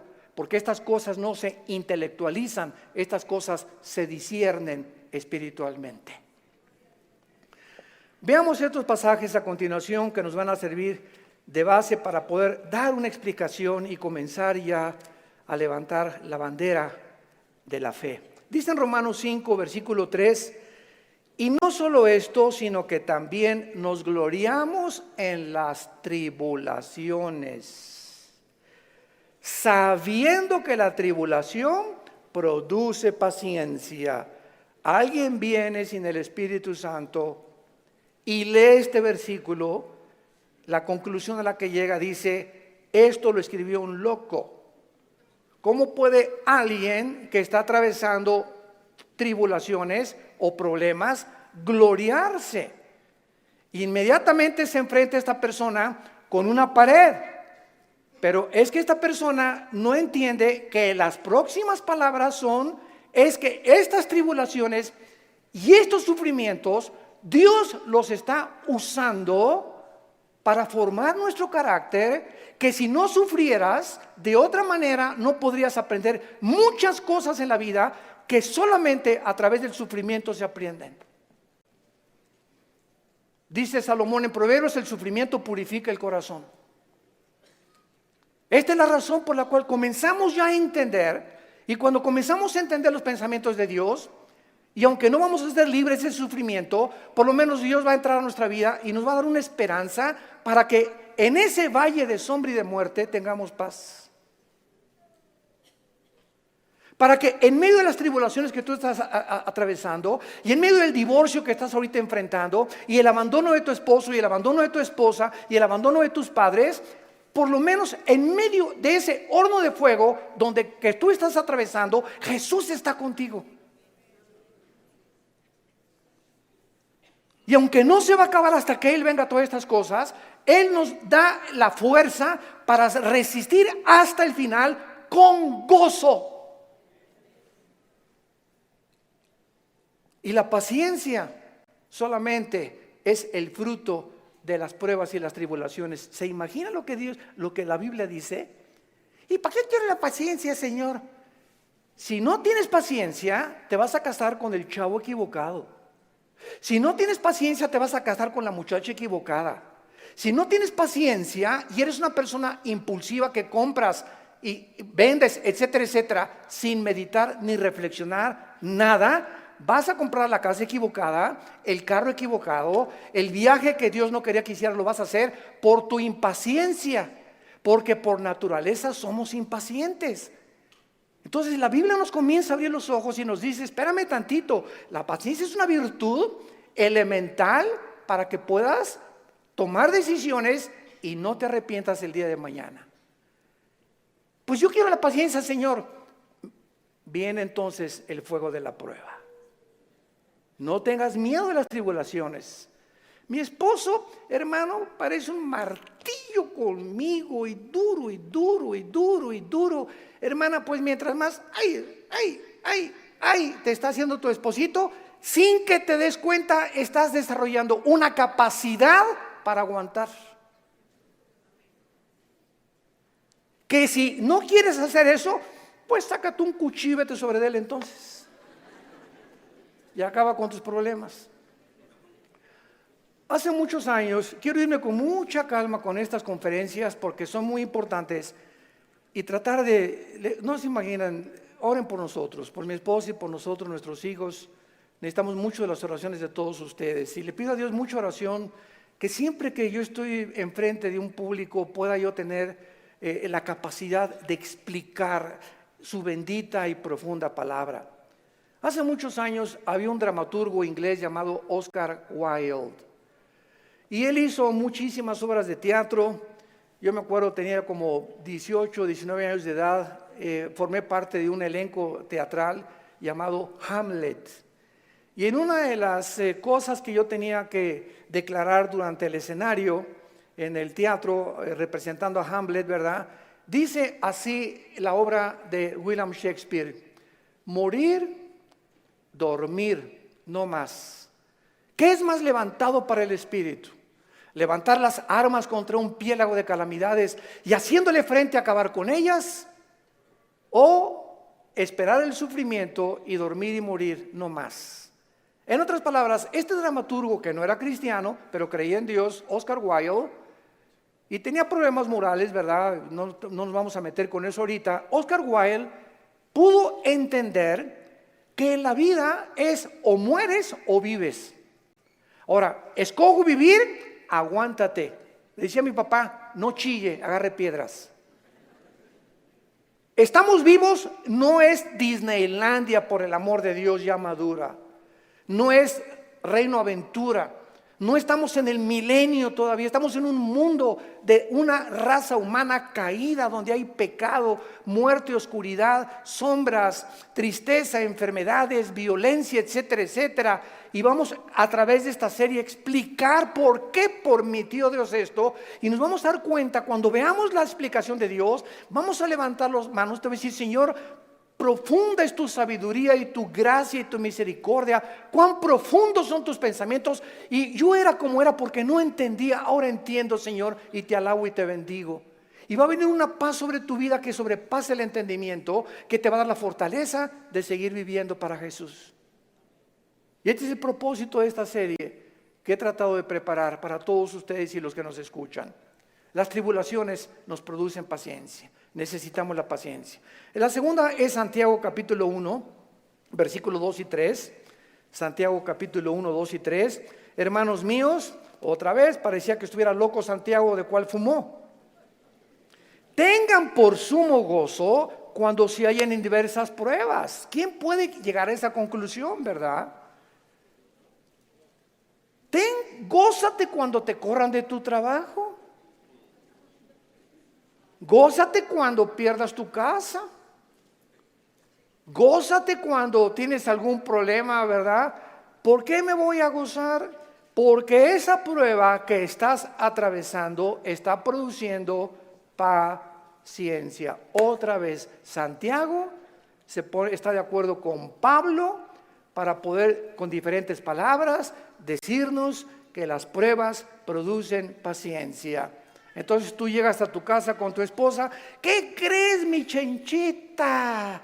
¿Qué, mi amor? Estás tan contento, te veo. Te ascendieron de puesto. No, mi amor, al contrario, me corrieron. ¿Quién podría reaccionar así? Nadie, ¿verdad? Ni marihuano. Nadie podía reaccionar de esa manera, más que un cristiano que vive en el Espíritu. Y la esposa, oye, pero ¿sabes una cosa? Esto no es para que te pongas contento. Sí, mi amor, ¿sabes una cosa? Porque acuérdate de Romanos 8:28. Todas las cosas contribuyen para nuestro bien.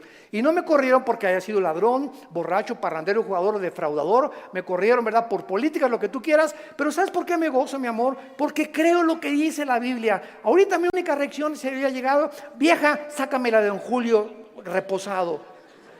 Y vamos a ponernos los dos hasta atrás. Esta vida no vale gorro. Vamos a divertir. ¿Qué nada? ¿Y qué Dios ni qué cristianismo? Esa es la otra reacción. Y comenzar con la autolástima y comenzar a amargarte contra Dios. ¿Te das cuenta? Entonces, en lugar de que tomemos esa actitud, la Biblia nos muestra que nos enfrentemos a los problemas con otra actitud, porque cuando Dios ve que tú enfrentas esa actitud y que tú llegas a tu casa y Señor, gracias, te alabo, yo no entiendo por qué me corrieron, lo único que sé es que tu palabra dice: no desmayes, no tengas miedo, yo soy tu Dios, nunca te dejaré, nunca te abandonaré. Y estoy seguro que viene un trabajo mucho mejor que el que yo tenía. En el momento en el que Dios ve desde el cielo que nuestra reacción aquí en la tierra es diferente a la de los demás seres humanos, Dios nos bendice.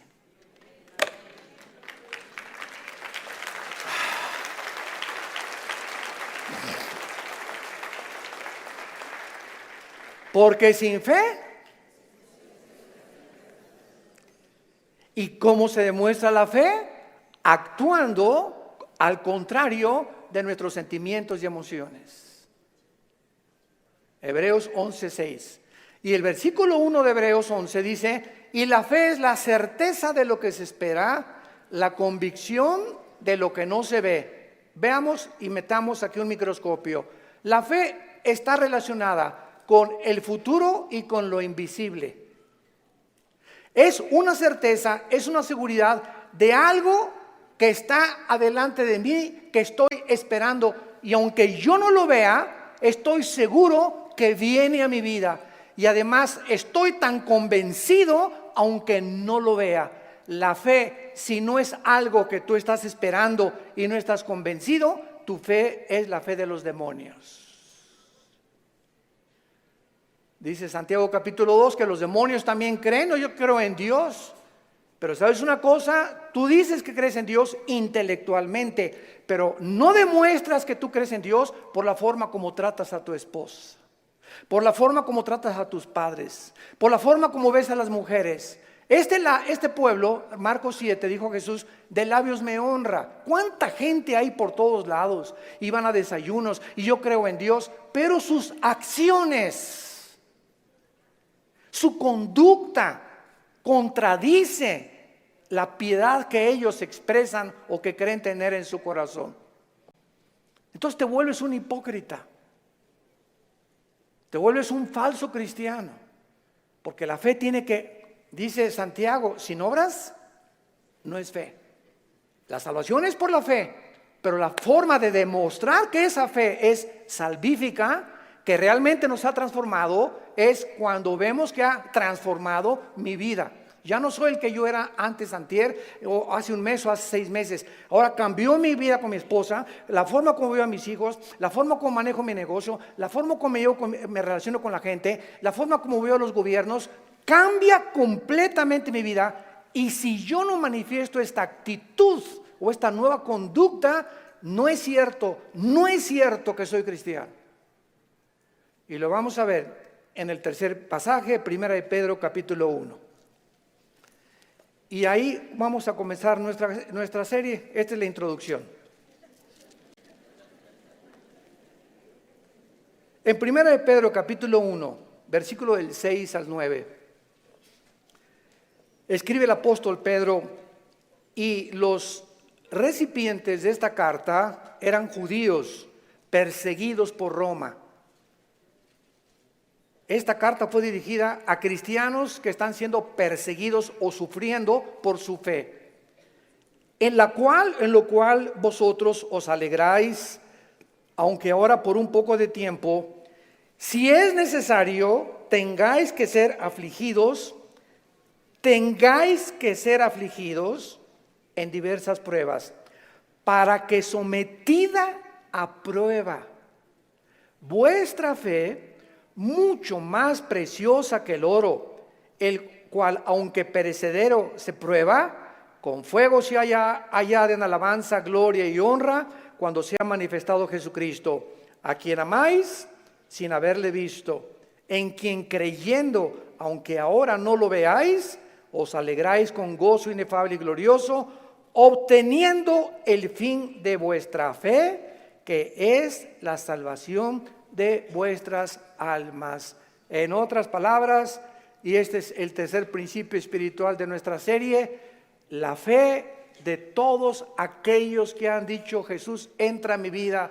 Ayer en el desayuno tuvimos más de 35 decisiones, gracias a Dios, y la gente que hace una decisión por Jesucristo, quiero que lo sepas, tu fe va a ser probada. Tu fe va a ser probada. ¿Y saben ustedes dónde comienza a ser probada? En la familia, con tus hermanos y con tus papás o con tus primos. ¿Por qué? Porque la primera prueba de la fe es la persecución. Ayer nos contaba mi hermano Alejandro, él es el director del Instituto Teológico Internacional, el ITI, y nos contó una anécdota mientras veníamos de Toluca al desayuno en el camino, que yo no la conocía de mi hermano. Y me dice: Armando, tú sabes que cuando yo me convertí, porque él fue el primero en la casa que se convirtió. Y yo los correteé como 2 o 3 años. Una vez quise incendiar una reunión de oración. El gadareno era Pinocho comparado con los demonios que yo traía. Y se los digo en serio. Y me dice mi hermano: tú sabes que cuando yo me convertí, llegué a la casa y mi mamá inmediatamente me quiso correr. Ya te metiste con una secta, quién sabe qué te metieron, etcétera, etcétera. Total, dice, me tuve que salir de la casa y a los 4 días regresé a la casa. ¿Y qué crees? Estaba un cuñado mío, nuestras hermanas, la abuela, los tíos, y me hicieron juicio. Todos alrededor de la mesa, diciéndome: a ver, acércate por favor, estamos escuchando que ya te cambiaste de religión y que andas por ahí con unos aleluyas y quién sabe qué tantas cosas. Y en esta familia la única religión que tenemos es tal y tal y tal y tal cosa. Y dice mi hermano: yo lo único que hice es a todos ellos que me hicieron juicio por haber aceptado a Cristo, en lugar de que contentos de que dejé las drogas, porque era bien hipioso mi hermano antes, y le metía todo, ¿verdad? en lugar de que estuvieran contentos, estaban completamente enojados que yo había comenzado a leer la Biblia. Y lo único que les dije fue, puse la Biblia en medio de todos y les dije, ¿la han leído? Y comenzaron todos a voltearse unos con los otros. No, Chepo. Pues si no la han leído, ¿qué base tienen para juzgarme que yo estoy mal? Porque si no es la Biblia la base de nuestra fe, ¿qué es entonces? Yo no les dije que fui con los mormones ni que fui con soy un musulmán. Estoy en un grupo de cristianos que leemos la Biblia. Y si ustedes no leen la Biblia, no tienen ninguna base. Y dice mi hermano, desde esa vez nunca se volvieron a meter conmigo. Pero vino la persecución inmediatamente y vendrá contra ti también. Y comienza en la propia familia. ¿Por qué? Porque Dios nos sacó de las tinieblas de nuestra familia para regresar a nuestra familia e iluminarlos y sacarlos también al reino admirable de la vida de Jesucristo. Y si tú en tu familia no eres una luz y en tu medio donde trabajas no eres una luz y no estás dando testimonio de Jesucristo, tu cristianismo es religioso nada más. Y recibirán poder. ¿Para qué? Para poder enfrentar al mundo. Sin ese poder no se puede enfrentar al mundo. Hechos 1:8. Y recibirán al Espíritu Santo y me serán testigos.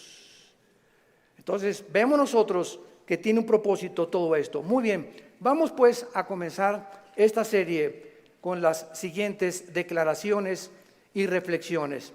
No cabe duda que vivimos en un mundo completamente disfuncional. No hay un solo matrimonio funcional. El matrimonio es la unión de dos extraterrestres.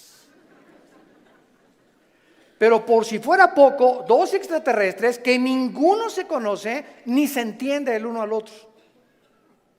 Y vas a tener 60 años de casado, como dijo un gran predicador hace algún tiempo en un estadio en Estados Unidos que lo escuché. Yo tengo 60 años de casado más o menos y sigo sin entender a mi esposa. Y como dijo Dios Teofilito, ni las vamos a acabar de entender. Porque no nos manda Dios entenderlas, nos manda Dios amarlas. Entonces, cuando nosotros comprendemos esto, que no hay un matrimonio, o sea, no hay un matrimonio perfecto, es lo que quiero decir. No hay un matrimonio donde todo, en la luna de miel, John Travolta y se casó con esa muchacha que se parece a la Madonna y vamos a ser felices y qué guapo, ¿verdad? Y tiene coche. Todo eso desaparece después de la luna de miel. Comienzas a enfrentarte con una persona imperfecta de los pies a la cabeza. Peor todavía si no son cristianos. Si con cristianos se lucha y se sufre, imagínate no siendo cristianos, ¿no? Por eso hay tantos divorcios. Entonces te enfrentas con una persona, con una mujer que no sabes cómo tratarla, no sabes, de todo chilla, no sabes por qué chillan las mujeres de todo. Habla, parece perico de África como habla mi esposa. Es que a las mujeres Dios les dio esa capacidad de hablar hasta por los, quién sabe por dónde más. Hasta por los pies hablan las mujeres. Y nosotros, ¿verdad? O sea, tú sabes una cosa, cuando tú hablas con una persona, en el momento en que te paras a escuchar a una persona, no sé si ustedes lo sepan, la Biblia nos los muestra, el hecho que te estés concentrando en escuchar lo que está diciendo, estás emanando energía, te estás desgastando. Cuando Jesús lo tocó a la mujer, ¿se acuerdan ustedes la mujer con el flujo? Alguien me tocó. ¿Por qué? Porque dice, energía salió de mí. Todo el sufrimiento que ella tenía se lo transmitió y Jesús en su hipersensibilidad sintió inmediatamente. Hoy eligieron los apóstoles, pero todo el mundo te toca. No, hay alguien que me tocó con el propósito de recibir algo de mí y lo sentí en mi espíritu. Es una hipersensibilidad espiritual tremenda. Pero cuando tú te sientas con alguien, entonces esta es la razón por la cual mujeres, los hombres nos sentamos y viene tu esposa y 15, 20 minutos y a los 10 minutos no tenemos la capacidad, yo no sé cuántos de ustedes sean superhéroes, ¿no? Pero la mayor parte de los hombres no tenemos la capacidad de oír más de 10, 15 minutos. Comenzamos, sí, amén, gloria a Dios, mi amor. Sí, es cierto, sí, te amo, tienes toda la razón, ¿no? Comenzamos ya con el avión, etcétera, etcétera. Pero ustedes las mujeres mi esposa se junta con otra mujer, o cuando se juntan las pastoras, y 6 horas sin parar.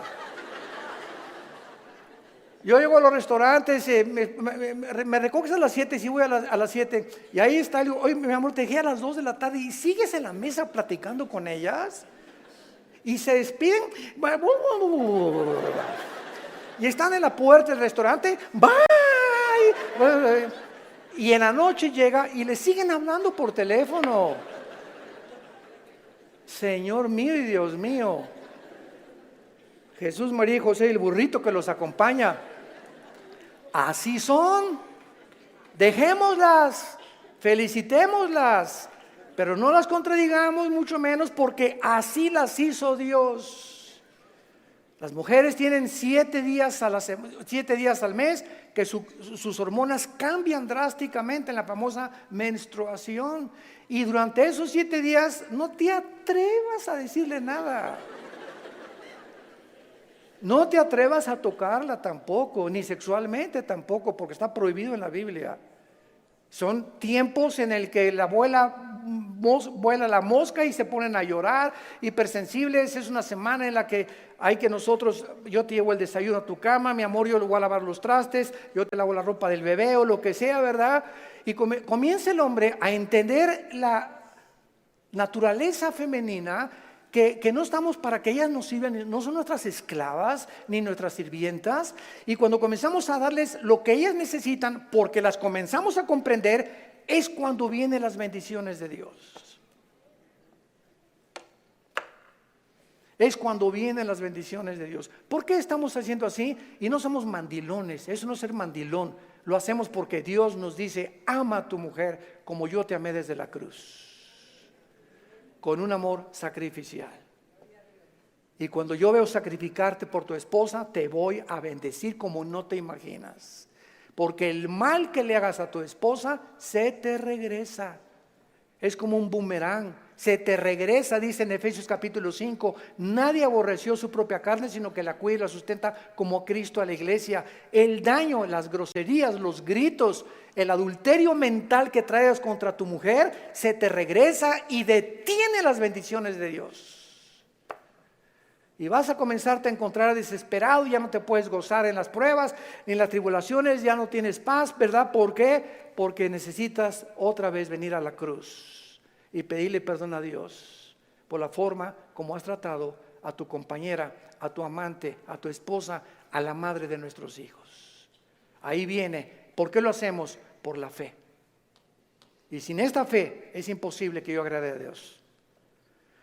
Vivimos un mundo disfuncional, tenemos que entender esto.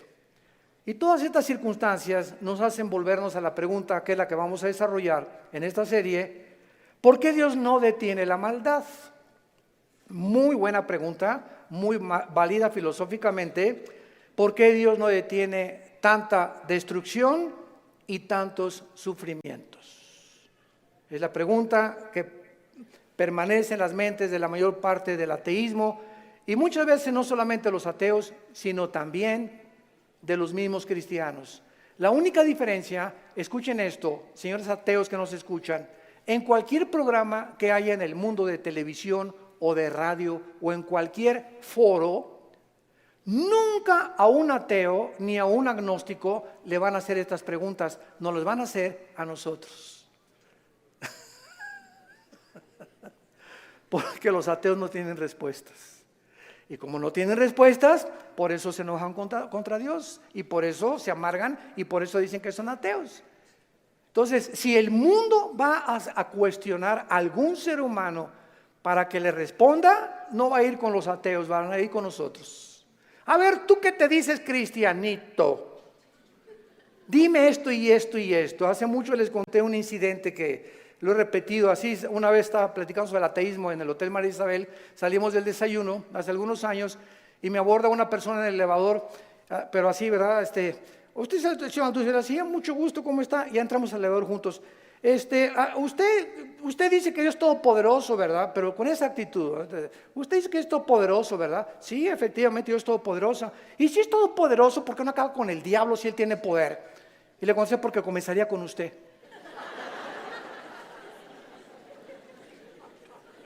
Dele gracias a Dios.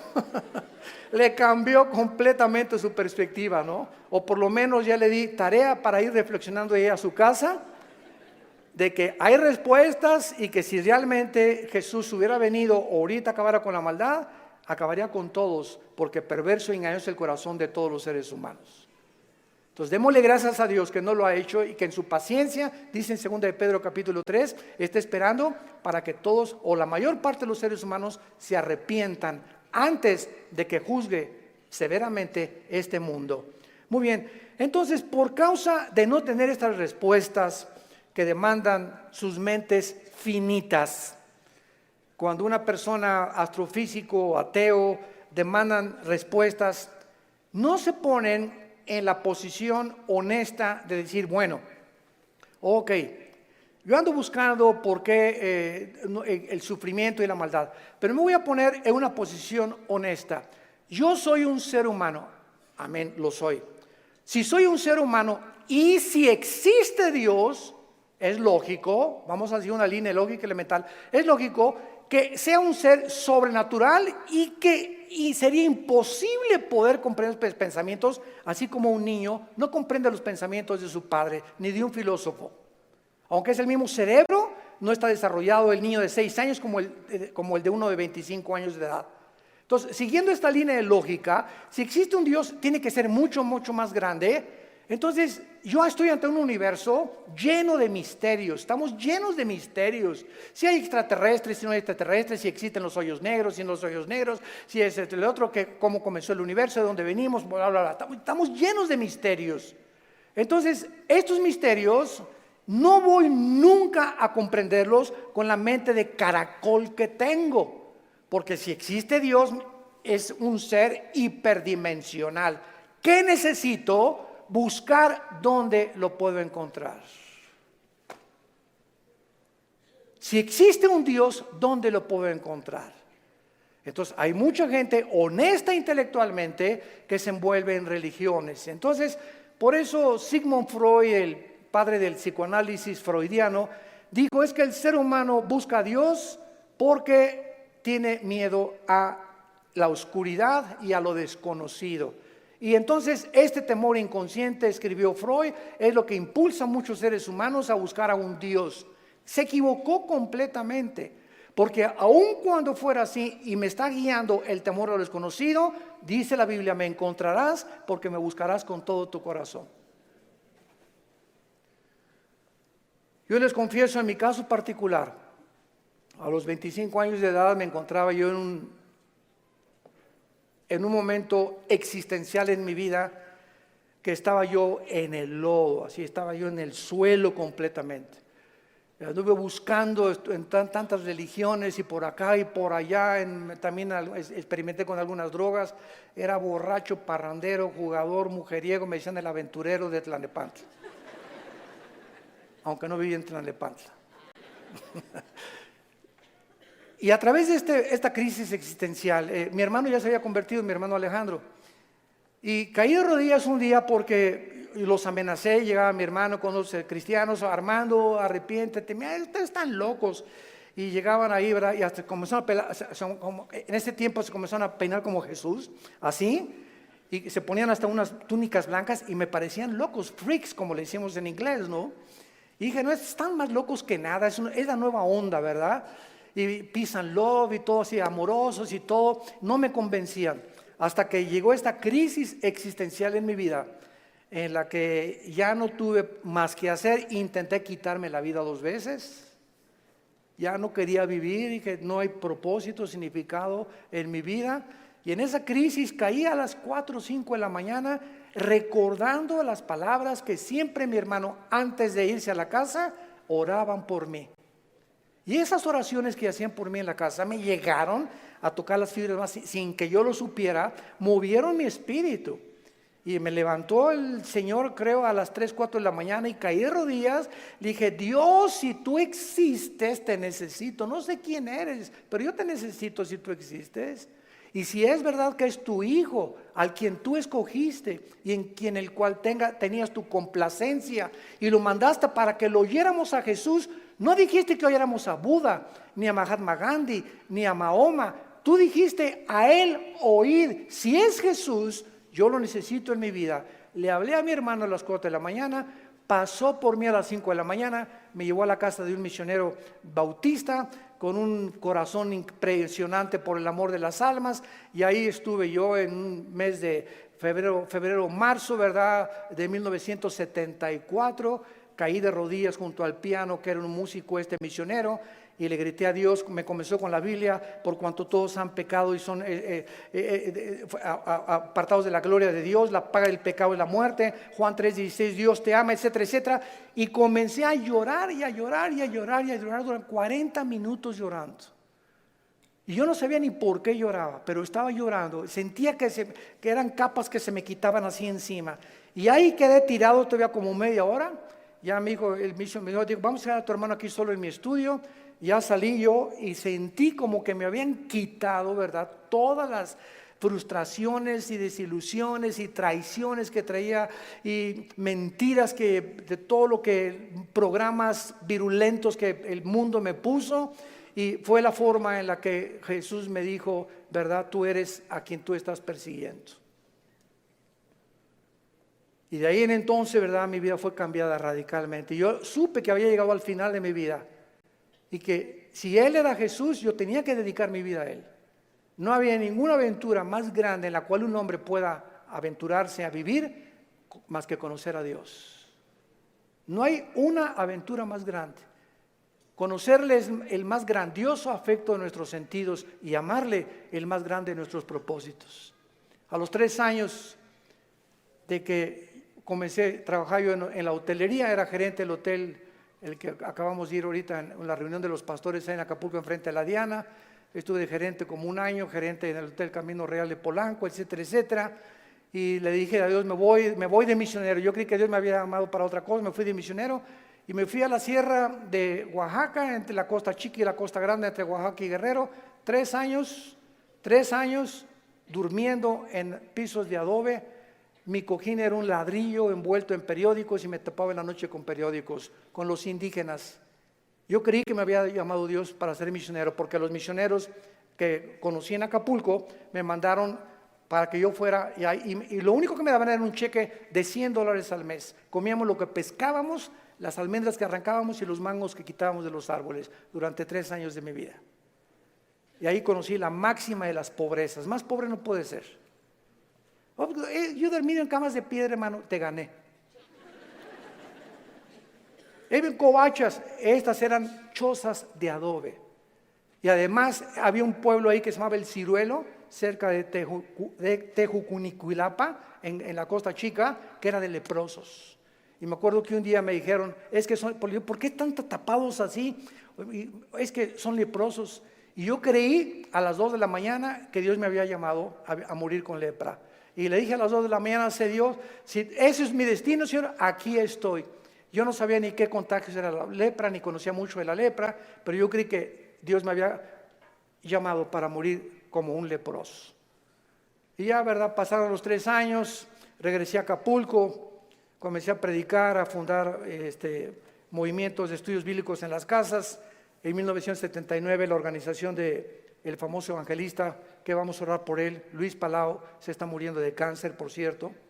Tiene cáncer en los pulmones, Luis Palau. Me hablaron a formar parte del equipo de Luis Palau. Del 79, 80 y 81 estuve como evangelista por toda la República, todo Tabasco, Guerrero, Veracruz, pueblito en pueblito, predicando de choza en choza, pueblito. Nos corretearon, nos aventaron piedras, nos aventaron palos, me lastimaron 2 veces, me enfermé con malaria, me enfermé con calentura de 40 grados, etcétera, etcétera. Y todas estas fueron, ¿qué cosa? Pruebas.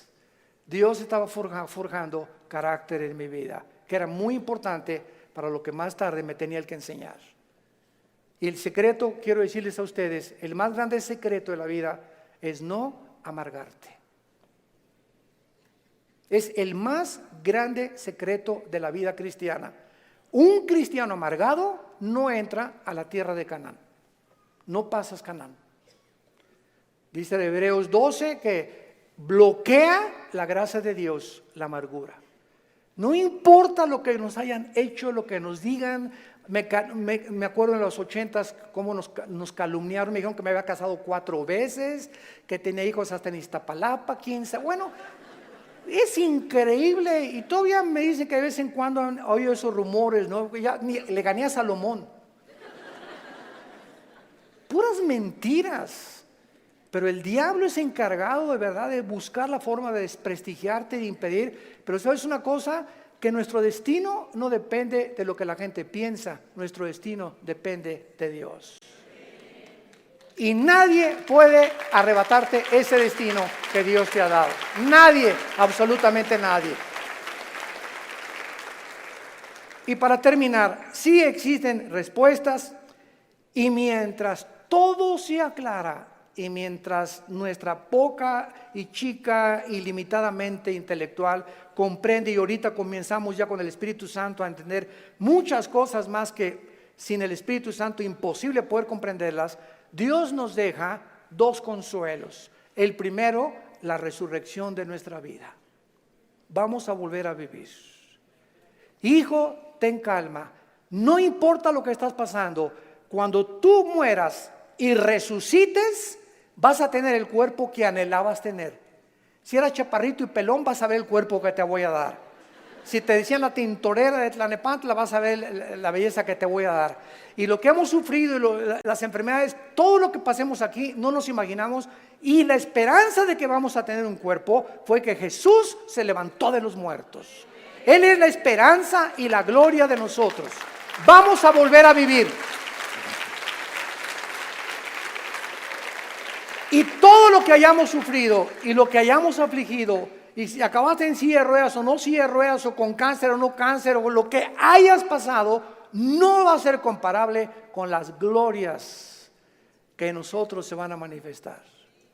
Y la segunda consuelo es que vamos nosotros realmente a tener un mundo nuevo, donde reine la justicia y la paz y la equidad. Viene ese mundo que anhelamos y que queremos cambiar por las revoluciones armadas, por la guerra, por la política, por la educación. De ningún esfuerzo humano el mundo va a cambiar hasta que Jesucristo regrese con todos nosotros a establecer su reino milenial. La pregunta en esta mañana es la siguiente: ¿estás tú preparado si tú murieras esta noche para encontrarte con tu Dios? ¿Estás preparado? ¿Estás seguro que tienes a Jesucristo? Asegúrate en este momento recibiéndole como tu Señor y Salvador. Inclina tu cabeza y dile estas palabras. Señor mío y Dios mío, aún no te entiendo, pero he comprendido que no necesito entender todas las cosas, más que una sola: te necesito. Sé que tú en la cruz enviaste a tu Hijo a pagar con su sangre por mis pecados, y que la resurrección de Jesucristo transformó el imperio romano, transformó la historia humana, al grado que la historia se cuenta antes y después de la vida de Jesús. Señor Jesús, gracias por esta muerte en mi lugar. Creo que con tu sangre pagaste lo que yo no podía pagar jamás. Y creo, como resucitaste de los muertos, que estás vivo. Y en este instante te pido, porque creo que vives, que entres a mi corazón. Señor, te necesito. Yo sé que con el tiempo comenzarán a caerse las cortinas de mi mente y comenzaré a comprender más y más cosas que ahora no entiendo, pero lo único que sé es que te necesito, que moriste en mi lugar y que nunca me dejarás ni me desampararás. Te recibo como mi Señor y mi Salvador. Amén. ¿Qué haríamos sin la Biblia? ¿Qué haríamos sin este maravilloso libro? El libro de los libros. Todos ustedes en esta mañana que por primera vez han hecho esta oración, nos gustaría bendecirles y saludarles. Y si tú en esta mañana hiciste esta oración por primera vez, ahí desde tu lugar, te pido que te pongas de pie. Párense los que hicieron esta oración, invitando a Cristo a sus vidas. Gracias a Dios. ¿Cuánta gente? Que Dios los bendiga. Gracias. Muchas gracias. Gracias, joven. Que Dios te bendiga. Alguien más. Que Dios la bendiga. Gracias a Dios. Allá atrás también. Muchas gracias. Gracias, Señor. Gracias, señorita. Gracias, joven. Que Dios te bendiga. Gracias, Padre, por todas estas personas, estas nuevas almas que vienen a la cruz. Nos ponemos de pie para recibir la bendición pastoral. Los que quieran extender su mano hacia acá lo pueden hacer. Los que no hay ningún problema. Es en señal de que recibes esta bendición. Dios bendiga tu vida. Dios bendiga tu matrimonio. Y les dé la paciencia para tolerarse y soportarse el uno al otro hasta que venga Jesús. Y esta fortaleza solo nos las puede dar el Espíritu Santo, viviendo en la palabra de Dios. Dios bendiga a tus hijos. Dios bendiga el fruto que llevas ahora en tu vientre. Que esta criatura crezca y nazca en un hogar cristiano, con principios de ética y de conducta moral. Que pueda el muchacho crecer con la seguridad y decir siempre: mis padres se amaban, mis padres se respetaban. Dios bendiga a tus padres, Dios bendiga tu trabajo, tu entrada y tu salida. A sus ángeles mandará para que tu pie no tropiece en piedra. Él te llenará el conocimiento de su voluntad con toda inteligencia y sabiduría espiritual, para que andes como es digno de Él, llevando fruto en toda buena obra y creciendo en el conocimiento y la gracia de Dios.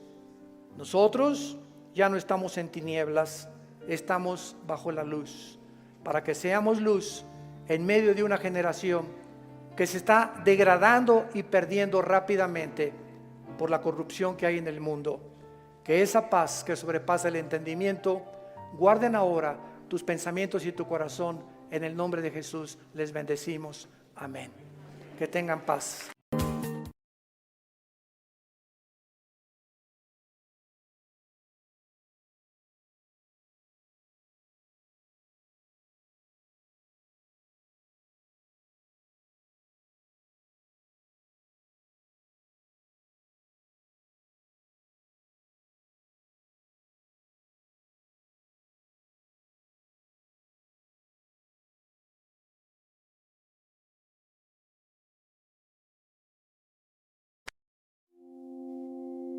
I don't need 1,000 loves, I just need one that lasts. I don't need a perfect story, just a hand that won't let go.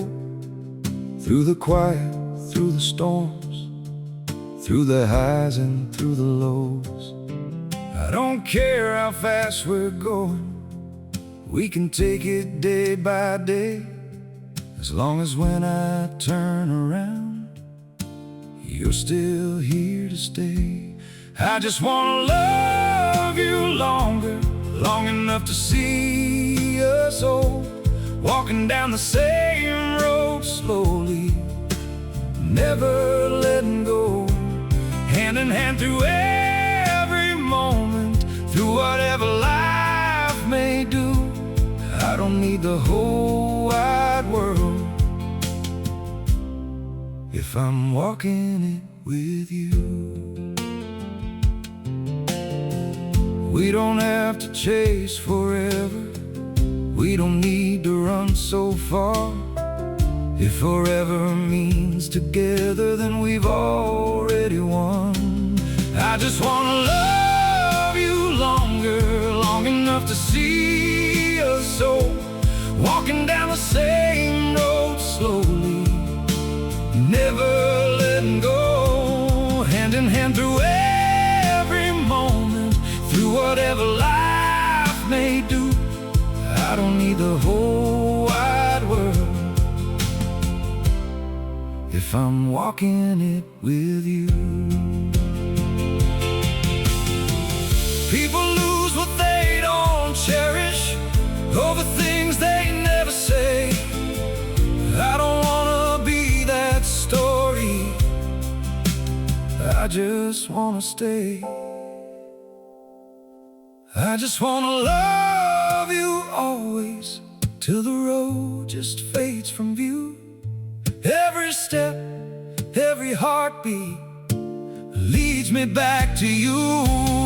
If the world keeps turning slowly, let it turn the way it do. All I want for all my life is to walk it next to you.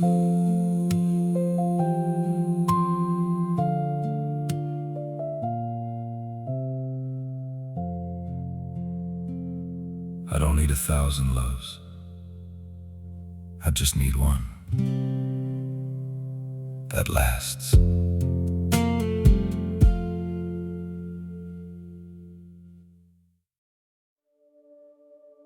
Don't hold too tight to every promise, because not everyone stays true.